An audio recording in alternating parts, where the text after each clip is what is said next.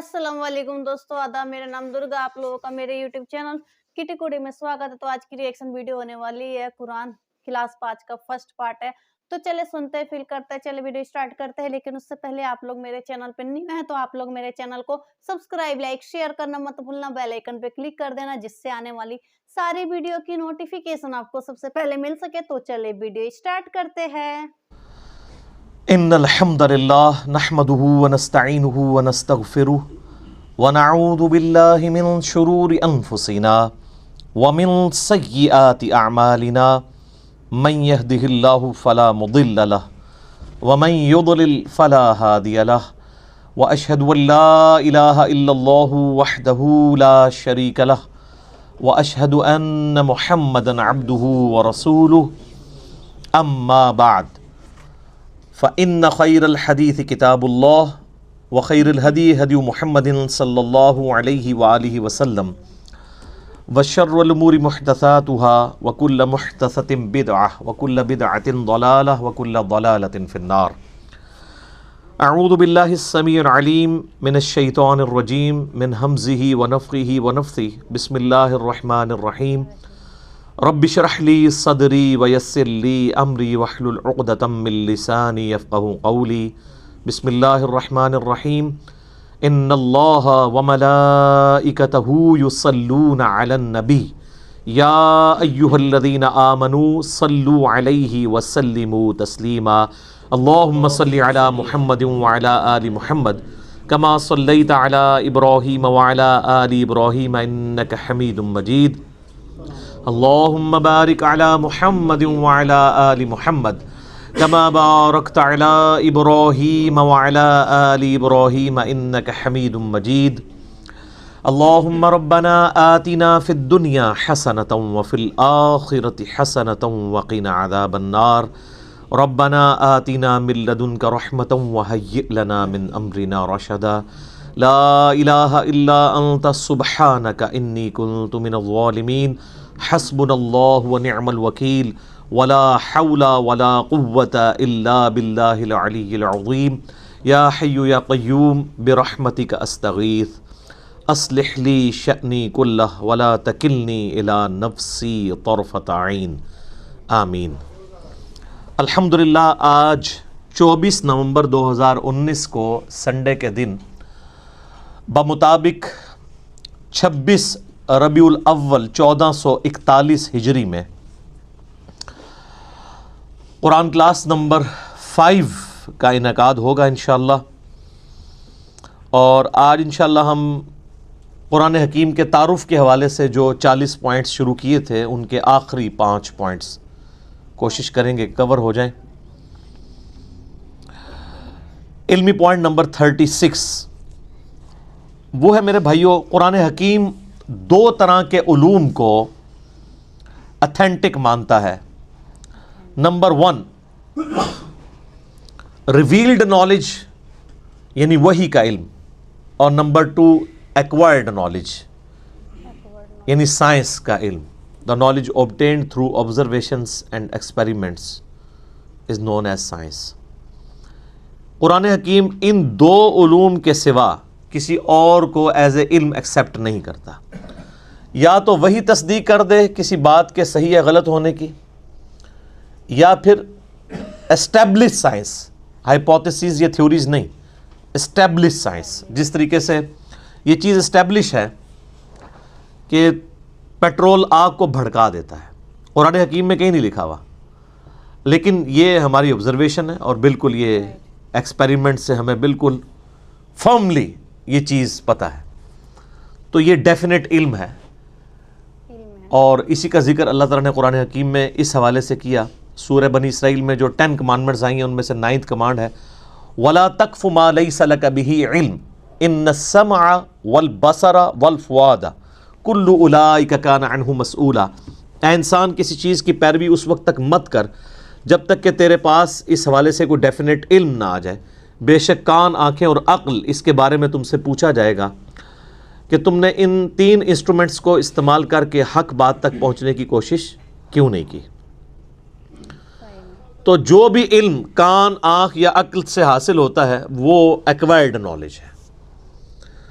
اور یہ جو فزیکل فنامنا آف نیچر ہیں یہ اتنا محکم علم ہے کہ حضرت ابراہیم علیہ السلام نے نمرود کے مقابلے پر جس دلیل سے اسے خاموش کروایا وہ یہی دلیل تھی کہ میرا رب وہ ہے جو مشرق سے سورج نکالتا ہے، اگر تو رب ہے تو مغرب سے نکال کے بتا۔ یہ ایک فزیکل فنامنا آف نیچر، ایک ڈیفینیٹ قانون قدرت کو انہوں نے بنیاد بنایا تھا خدا کے ایک ہونے کی، اللہ کے ایک ہونے کی۔ تو یہ محکم علم ہے۔ ان دو علوم کے سوا کوئی بھی علم ہوگا، یعنی کوئی بھی انفارمیشن ہمیں ملے گی جو ان دو علوم کے اندر فال نہیں کرتی ہوگی، وہ ایکسیپٹیبل نہیں ہوگی۔ مثلا اگر کوئی شخص کہے کہ زلزلہ اس لیے آتا ہے کہ ایک گائے ہے، اس نے ایک سینگ کے اوپر زمین کو اٹھا رکھا ہے، جب وہ تھک جاتی ہے تو دوسرے سینگ پہ اٹھا لیتی ہے، اس کی وجہ سے زلزلہ آتا ہے، تو یہ اس کی تصدیق نہ قرآن کرتا ہے، نہ ایکوائرڈ نالج یعنی سائنس کا علم کرتا ہے، نہ ریویلڈ نالج نہ ایکوائرڈ نالج، بلکہ سائنس ہمیں بتاتی ہے کہ ٹیکٹونک پلیٹس کی ڈسٹربنس کی وجہ سے یہ زلزلے آتے ہیں۔ بہرحال وہ پلیٹس ڈسٹرب کون کرتا ہے؟ تو اس پہ تو سائنس اس طرح کی تمام ایشوز پہ کہتی ہے it is physical phenomena of nature, یہ قانون قدرت ہے، ایسا ہی ہوا کرتا ہے۔ ایسا ہی کیوں ہوا کرتا ہے؟ اسی میں قیامت مضمر ہے۔ God is the only explanation of all the physical phenomena in this universe۔ اس کائنات میں ہونے والے ہر فزیکل فنامنا کی ایکسپلینیشن خدا ہے، اللہ کی ذات ہے، کہ اس نے یہ محکم قوانین بنائے ہوئے ہیں اور ان قوانین کے تحت یہ چیزیں چل رہی ہیں۔ ان قوانین نے ان چیزوں کو پیدا نہیں کیا۔ سورج مشرق سے نکلتا ہے، یہ قانون ہے، اس قانون نے سورج کو پیدا نہیں کیا۔ ہم جتنی بھی انفارمیشن حاصل کرتے ہیں وہ قوانین کی حاصل کرتے ہیں۔ انڈے میں سے چوزا نکلتا ہے تو یہ ایک علم ہے، اس علم کی وجہ سے انڈا اور چوزا نہیں بنے ہوئے۔ جتنی بھی چیزوں کو آپ ڈیپ ڈگ کریں گے تو الٹیمیٹلی آخر میں جا کے یہی کہنا پڑتا ہے it is physical phenomena of nature, یہ قانون قدرت ہے، ایسا ہی ہوا کرتا ہے۔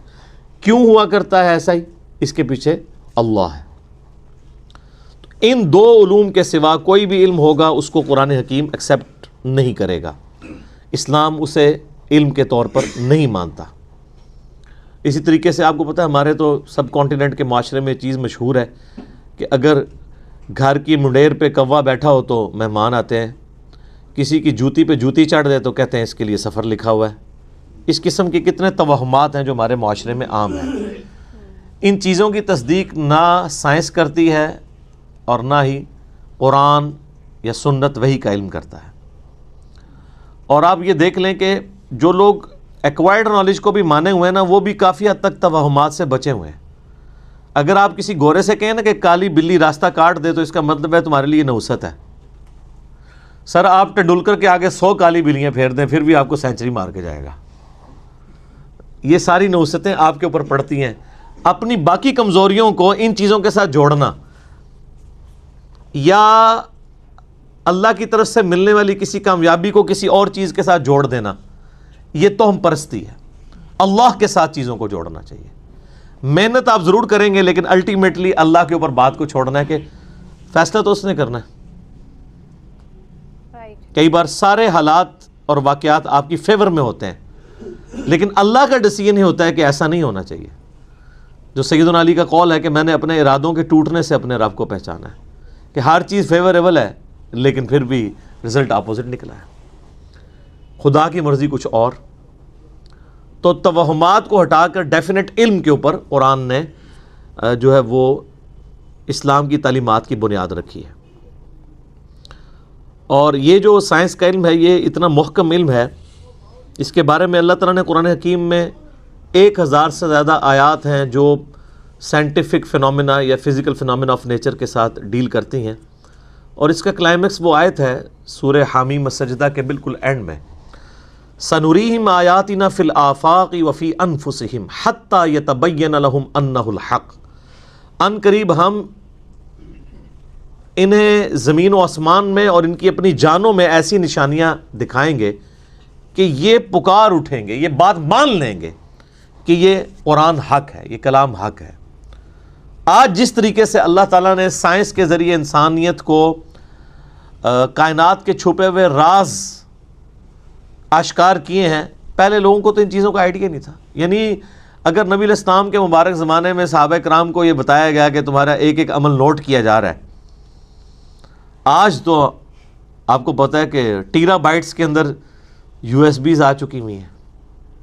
ابھی تو یعنی اس کے اوپر بھی تحقیق ہو رہی ہے کہ انسان کا تھوک جو ہے نا، اگر اس کو بھی سٹوریج کے طور پہ یوز کیا جائے تو انسانی ہسٹری کا بہت بڑا ڈیٹا جو ہے وہ تھوک کے اندر سٹور کیا جا سکتا ہے. سچ میں علی انجینئر نے کتنے اچھے طریقے سے بتایا، اور انہوں نے بتایا کہ ہم جیسے کہ اوپر والا ہمارے ساتھ کچھ بھی کر دیتا ہے تو ہم اس چیز کو کسی اور کے ساتھ جوڑ دیتے ہیں. اس کو کسی اور کے ساتھ نہیں جوڑنا چاہیے، اس کو اوپر والے کے ساتھ، اللہ تعالیٰ کے ساتھ ہی جوڑنا چاہیے، کیونکہ جو بھی کرتا ہے وہی اوپر والا کرتا ہے، اور جو بھی اچھے کام کرتا ہے وہی کرتا ہے، جو بھی دوسروں کی لائف میں کچھ بھی کرتا ہے سب اوپر والا ہی کرتا ہے، سب اسی کی مرضی سے ہوتا ہے. اور انہوں نے بتایا کہ ہمیں وشواس میں نہیں جینا چاہیے. کافی لوگ سوچتے ہیں کہ جو بلی راستہ کاٹ جاتے ہیں پھر وہ اس راستے سے جاتے نہیں، بولتے کہ اب سگن ہو گئے، لیکن ایسا کچھ نہیں ہوتا ہے. یہ سب چیزیں قرآن تک میں نہیں لکھی، نہ سائنٹیفک ریسرچ میں سب بتایا گیا ہے. تو لوگوں کو اپنے اندھ وشواس سے دور رہنا چاہیے، ایسے اندھ وشواسوں پہ دور مطلب عمل نہیں کرنا چاہیے، اندھ وشواس کو اپنانا نہیں چاہیے اور ان سے بچ کے رہنا چاہیے، اور اوپر والے کی عبادت کرنی چاہیے، اوپر والے کو عمل کرنا چاہیے. تو بہت ہی اچھی ویڈیو لگی، تو آپ لوگ بتانا کہ آپ لوگوں کو ویڈیو کیسا لگا. آپ لوگ کمنٹ کر کے ضرور بتانا، اور آپ لوگ میرے چینل پہ نیو ہے تو آپ لوگ میرے چینل کو سبسکرائب، لائک، شیئر کرنا مت بھولنا، بیل آئیکن پہ کلک کر دینا، جس سے آنے والی ساری ویڈیو کی نوٹیفیکیشن آپ کو سب سے پہلے مل سکے. تو پھر ملتے ہیں نیکسٹ ویڈیو میں.